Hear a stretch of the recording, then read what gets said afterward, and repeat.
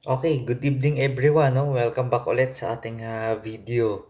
Okay, medyo maraming nag-PPM no, sa Facebook account. Sabi nila, ano daw bang mas madaling i-manage para sa akin based sa experience ko, yung pagiging hyperthyroidism o yung pagiging hypo naman.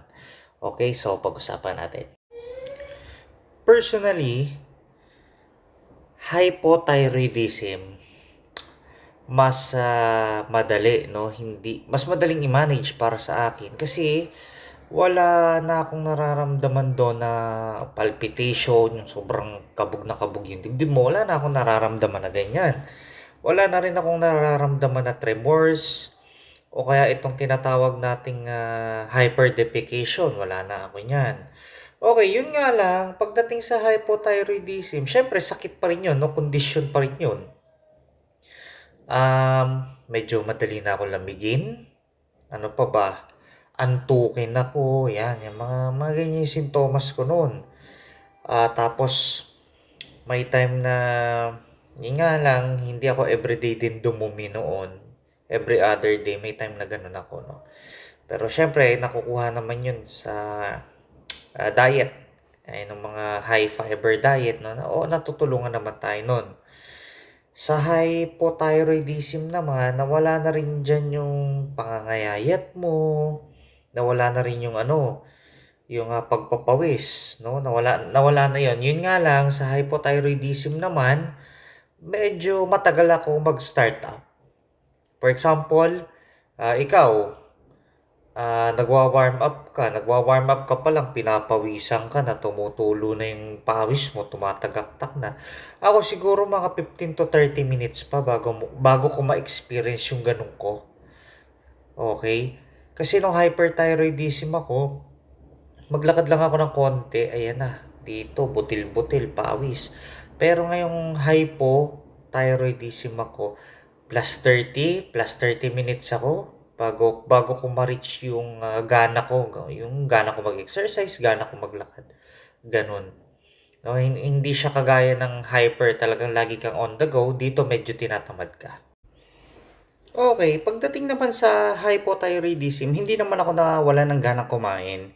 Andun pa rin. Yun nga lang, medyo nabaliktad na yung diet. Kung dati sa hyperthyroid, andyan yung pinapakain ka ng cabbage, nung patatas, yung mga ganun. Pero sa hypo, medyo nililesen na yun, pinaliles na sa akin ni Doc, ni Endo, no? Mas kumain naman ako ngayon ng mga isda, mga ganyan. Tapos itong seafoods, mga hipon, mga ganyan. Pero syempre in moderation yon kasi nga, pagka hypothyroidism ka, madaling tumaas yung cholesterol mo.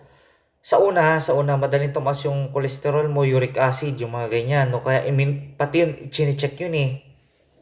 Pero pagdating naman dito sa hypo ko, sa stage ko ngayon, 1 year mahigit na rin. 1 year and 1 month na rin kasi kung nag-undergo ng RAI. So parang sa akin, medyo normal na. Hindi ko pa naman na-reach, masabing na-reach ko yung 100%. Pero last check-up ko last week. Okay naman yung result ko. Pinakukontinue ni Doc pa rin yung, syempre, yung levothyroxine maintenance na po yan, no? Kung hindi kayo naniniwala sa maintenance, di good luck. Pero kasi, kaya nga maintenance, yun na yung tutulong sa katawan natin, no? Sa metabolismo ng katawan natin, yan na, yung magre-regula. Kasi nga, nag-undergo ako ng RAI, meaning, yung function nitong thyroid ko, hindi na ganon, mga 20% na lang. Which is, mababa masyado, no? For daily living or para maging healthy ang isang human being. Iniinom mo talaga yon. O ngayon, nasa ibang bansa ako, ang bilin ni Doc, o di magharap ka ng ano dyan, ng endo, continuous ang check-up pa rin. Hindi po pwedeng ihihinto na lang basta. O wala na akong nararamdaman, wala na akong sintomas, hinto na lahat. Hindi po gano'n, no? So, dapat tuloy-tuloy siya. Ngayon, ang tanong, mas madali pa rin ba ang hypothyroidism i-manage para sa'yo, Rachel? Ang answer ko po doon, para sa akin, opo. No, bilang isang pasyenteng may hypo, na nakaranas din ng hyperthyroidism, mas madali ito. Mas madaling i-manage. Mas madali ako ditong gumalaw, mabuhay sa trabaho, mag-isip, no? So, mas madali. No, hindi siya yung kagaya nun na konting lang, irritable ka. Madali akong ma-irritate nun. Ano pa ba? Parang lagi mo kinokontrol yung sarili mo nung may hyperthyroidism ka. Laging ganun eh. May time din na, syempre as a professor, may time din nun sa buhay ko na may gusto kong sigawan, ganyan. So, kailangan mo siyang i-manage. Hindi po pwedeng magpapadala ka dun sa galit mo. Parang gano'n, no? Kasi affected lahat yan eh, yung pag-iisip mo. No? So, hindi dapat.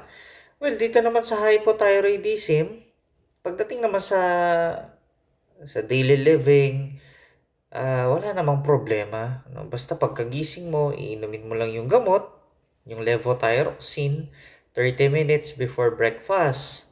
Okay, pag tinitake ko siya, ang ginagawa ko, naglalakad-lakad muna ako sa labas, no, morning sunlight, ganyan, ganyan.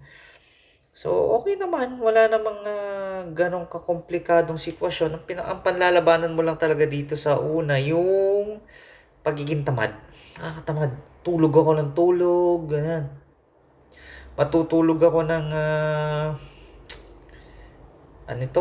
tanghali, mga alas 2, alauna imedya, mga ganyan. Gigising ako after 2 hours. Tapos sa gabi, tutulog ako ng alas 10. No, alas 9, sobrang sarap matulog. So, gano'n, no? Tapos unti-unti mo na. Usually kasi, di ba, ang hyperthyroidism, minsan hirap tayong matulog. Gano'n. Eh, dito naman hindi. Kabaliktaran naman siya. So, sa akin, kung ako tatanungin mo, mas okay ito. Mas okay yung hypo. No? Kagaya nung banggitin na natin yung pangalan na si Miss Miles Ocampo, di ba?